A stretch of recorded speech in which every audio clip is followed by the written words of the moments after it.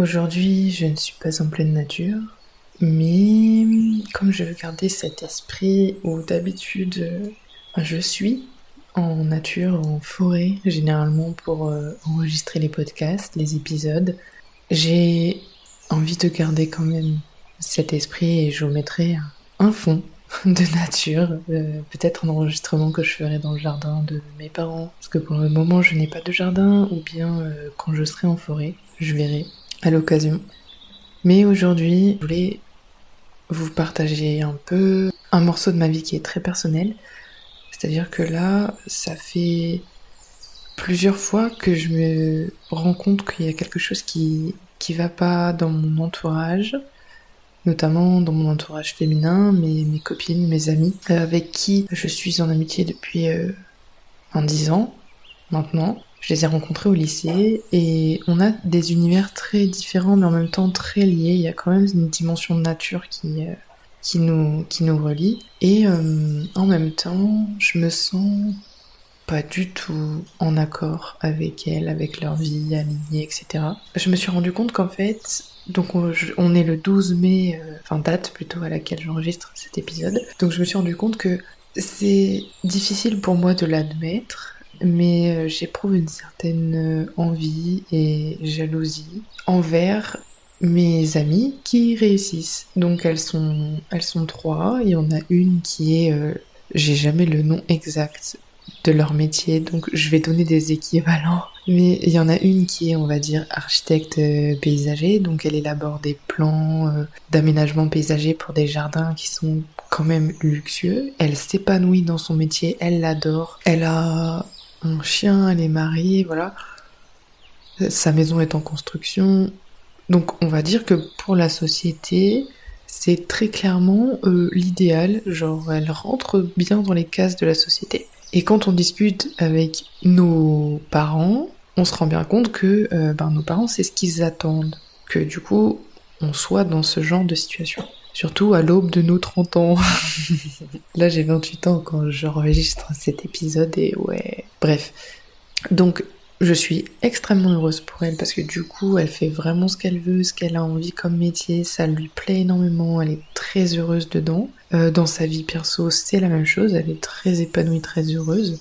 Et du coup, ça me renvoie un effet miroir en mode, il y a quelque chose qui va pas, Mathilde.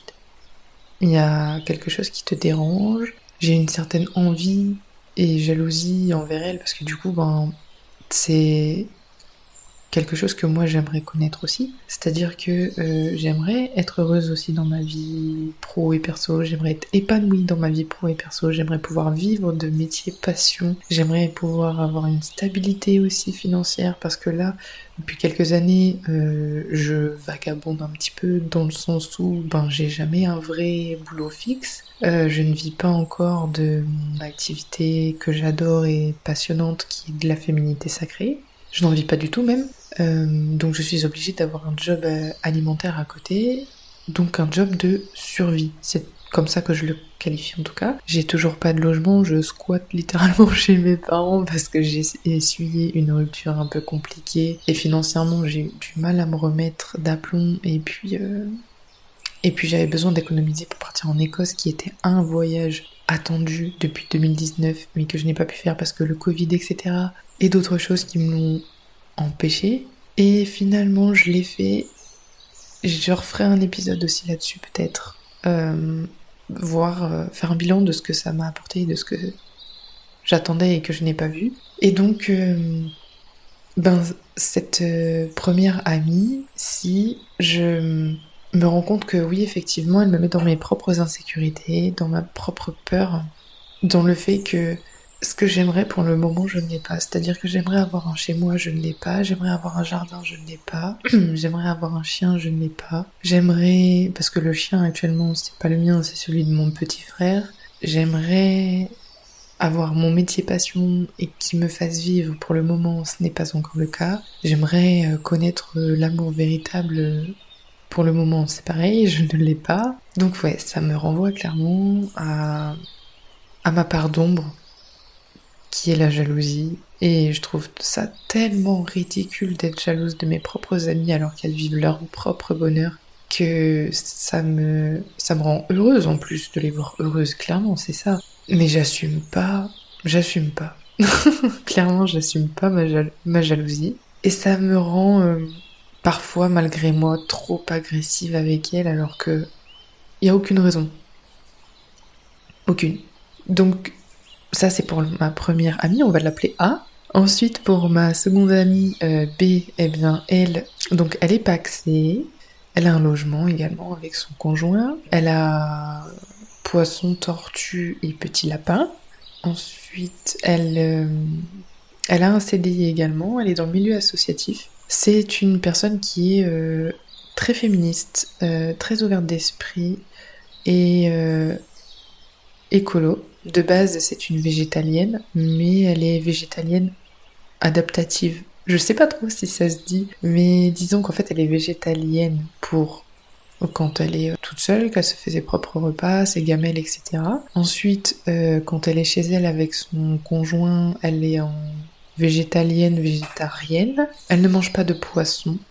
Et produits laitiers, je ne sais plus. Mais elle ne mange pas de poisson. Et quand elle est chez les gens, et oui, au restaurant, elle est plutôt flexitarienne parce que parfois c'est compliqué.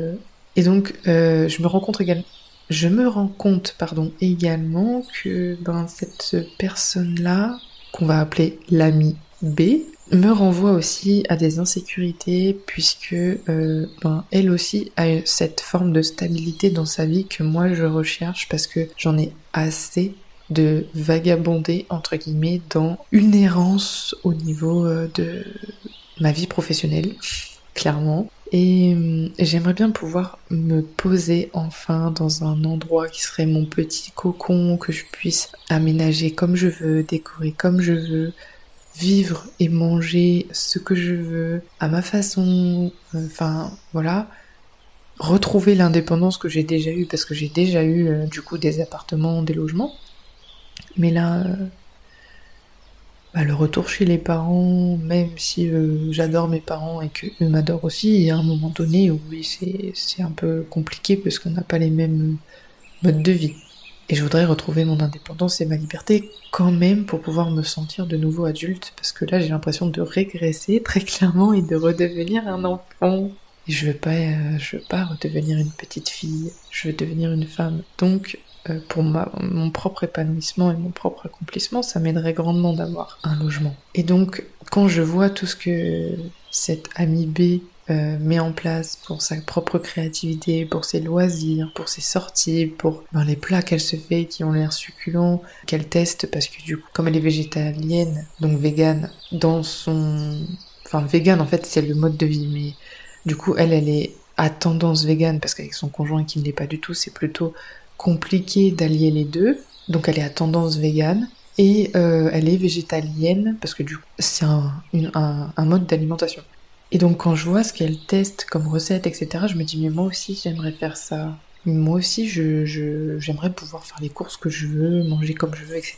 Moi aussi j'aimerais avoir un superbe aquarium. Moi aussi j'aimerais avoir un animal de compagnie à poil, donc un chien, moi en l'occurrence. J'aimerais même en avoir 2, et ce sont des chiens loups tchécoslovaques. Et je me dis pour ça il faut que j'ai un minimum de terrain quand même, parce que faut qu'ils se défoulent un petit peu le temps que moi je rentre du travail par exemple, je les mets dehors, ils vont faire leurs petites affaires et puis après je les prends avec moi et je les emmène en longue promenade. Et puis parce que je me vois pas être sans un petit jardin. Et donc elle aussi, du fait qu'elle soit épanouie dans son travail, parce qu'elle l'adore, parce qu'elle fait beaucoup d'éducation, de prévention, notamment au niveau des enfants, des collégiens, des lycéens, qu'on voit qu'elle prend plaisir à créer des animations, ça me frustre un petit peu parce que je me dis mais moi je n'ai pas encore la possibilité de m'épanouir autant dans mon travail parce que pour le moment, ce que je fais, je l'adore en termes de business, parce que clairement, révèle ta féminité sacrée, c'est mon business. Mais dans mon travail de survie, je suis intérimaire et honnêtement, c'est pas kiffant. C'est pas, ça dépend où on se trouve. Donc j'aimerais trouver une sécurité, être posée, une stabilité, parce que mon signe astrologique du taureau est très clairement en train de me dire vas-y, laisse ton Sagittaire tranquille, là c'est bon, l'aventure tu l'as connue, ça fait déjà 1 an complet que t'es en aventure totale, stop. Ouais, le Sagittaire et le taureau qui sont en moi sont un peu en bagarre, mais il y a encore des choses à voir, des réflexions, parce que je suis encore un peu en contradiction du coup. J'ai pas encore fixé réellement ce que je veux. Donc il y a des compromis à faire, et pour le moment, à l'heure où je vous parle, j'ai pas encore accepté de faire ces compromis. Et pour l'amie numéro 3, donc l'amie que je vais nommer C, eh bien elle est un peu plus dans l'instabilité, dans le sens où elle est intermittente du spectacle. Elle adore son métier, ça prend de l'ampleur, je la suis sur les réseaux, c'est magnifique ce qu'elle fait. On sent qu'elle s'épanouit, qu'elle prend beaucoup de joie, beaucoup de bonheur. Je suis allée la voir à un spectacle de théâtre, c'est juste une bombe sur scène, clairement. Elle est faite pour ça, pour le domaine du spectacle, pour ses shows drag king, pour l'organisation, pour monter des shows. Enfin, elle est vraiment faite pour ça. Elle est extrêmement douée. Elle a vraiment trouvé sa voie, et je suis tellement heureuse pour elle, parce que c'est pareil, elle a galéré aussi comme moi pour trouver ce qui était fait pour elle, pour pouvoir tenter d'en vivre, parce que pour le moment c'est pareil, elle n'en vit pas complètement. Elle aimerait en vivre et elle fait tout pour, et elle a monté sa petite troupe, donc c'est magnifique. C'est tout ce que je lui souhaite d'ailleurs, qu'elle puisse vraiment s'épanouir au point de pouvoir en vivre. Et elle est comme moi, elle est un peu en galère pour se trouver un logement, elle vit chez ses parents, enfin son père et sa belle-mère. Donc je me retrouve un peu plus en elle, mais pas complètement, parce que elle a réussi à quitter son job alimentaire pour donner corps et âme à sa passion, en faire son métier. Et je l'admire énormément pour ça, parce que moi, c'est pas quelque chose que j'ai réussi à faire, parce que j'ai une énorme peur qui est la peur de manquer financièrement, et je la travaille parce que je sais que la peur du manque attire le manque, forcément. Et donc je me dis que si je veux évoluer à ce niveau-là, j'ai besoin de travailler sur cette peur de manquer. Autrement, c'est ce que j'attirerais à chaque fois, et je connaîtrais jamais l'abondance, et ce serait dommage. Donc, je n'ai pas peur du manque, je réussis, je suis heureuse, je suis épanouie, je suis riche de tout, et je vis dans l'abondance. J'y crois. Je vous partage ces affirmations-là si vous voulez les noter aussi pour vous, parce que vous vous retrouvez un petit peu là-dedans, dans cette situation. Vous prenez ce qui résonne pour vous, bien sûr. Et donc par rapport à cette amie numéro 3, cette amie C, elle a aussi des sensibilités, elle a aussi des dons, elle est sorcière. Donc c'est vrai que pour le coup, je me retrouve un peu plus. Mais il y a un truc qui me bloque aussi, qui me déclenche, c'est le fait que, oui, elle arrive à faire bouger les choses, à se faire connaître, à gagner en ampleur et en visibilité par rapport à son entreprise, par rapport à son métier passion, et que moi ça bouge pas.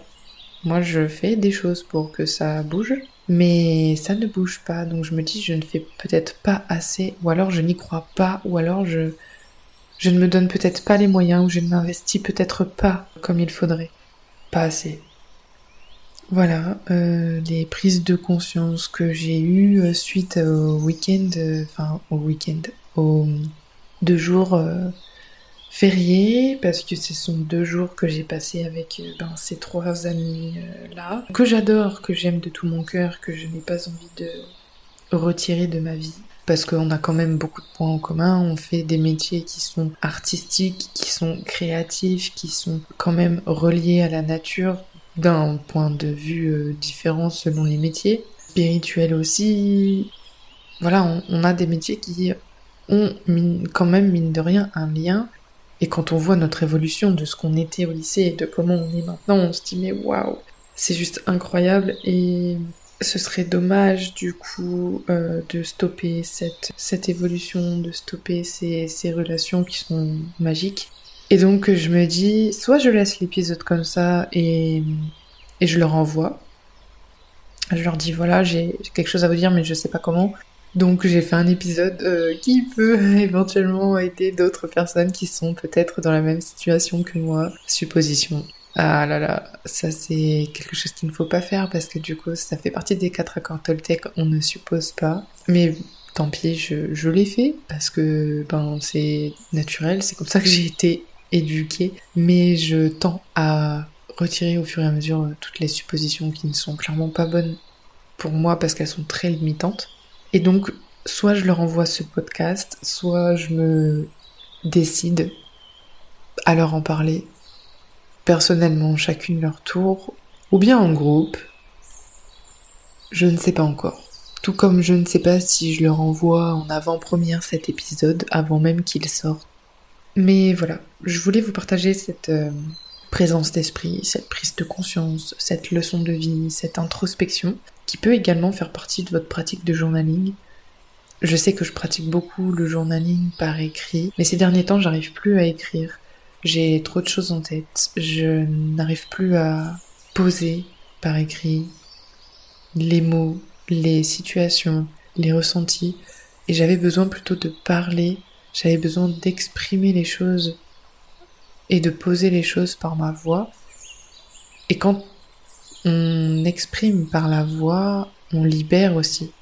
Les vibrations créées par les cordes vocales permettent également de libérer, de purifier les chakras qui sont bloqués, de déclencher les émotions, d'y voir un peu plus clair, de laisser librement l'esprit et l'âme s'exprimer, évacuer et libérer du coup tout ce qui doit être éjecté et non gardé, pour pouvoir justement éviter de somatiser, parce que c'est une de mes spécialités, la somatisation. Et je me rends compte que là, ça fait quelques semaines, peut-être une semaine complète, je n'ai pas fait attention exactement, que j'ai mal dans les vertèbres dorsales et dans les vertèbres cervicales. Et là, le fait d'avoir posé ma voix sur ce que je ressentais, sur une chose en tout cas qui m'a déclenché, ça me fait du bien, je me sens un peu moins tendue. Mais je sais que là, avec le décès de ma grand-mère, il y a des choses qui sont remontées, qui ne m'appartiennent pas spécialement, mais qui sont sur la lignée maternelle et la lignée de femme, qui, du coup, restent au niveau de ses cervicales et ses dorsales, et que je dois libérer, que je dois prendre conscience pour me dire, ce n'est pas à moi, donc je ne le prends pas et je le jette. Enfin, je le jette pas, mais je le rends à qui de droit. Voilà, donc c'est tout. C'était un long épisode. J'avais besoin de parler, j'avais besoin de m'exprimer, de libérer, d'évacuer, voilà. J'espère que ça aura été utile à chaque fée qui en aura besoin. Je te remercie de ton écoute. J'espère que cet épisode t'a plu. N'hésite pas à le noter avec les étoiles que tu juges nécessaires sur la plateforme d'écoute de ton choix, à me laisser un commentaire si tu veux me notifier de quelque chose ou me partager ton enthousiasme. Partage cet épisode à une fée dont tu penses qu'elle a besoin de l'entendre. Et sur ce, suis-moi sur mes réseaux pour plus de conseils et d'expériences de vie. Féeriquement, magiquement et celtiquement, à la prochaine!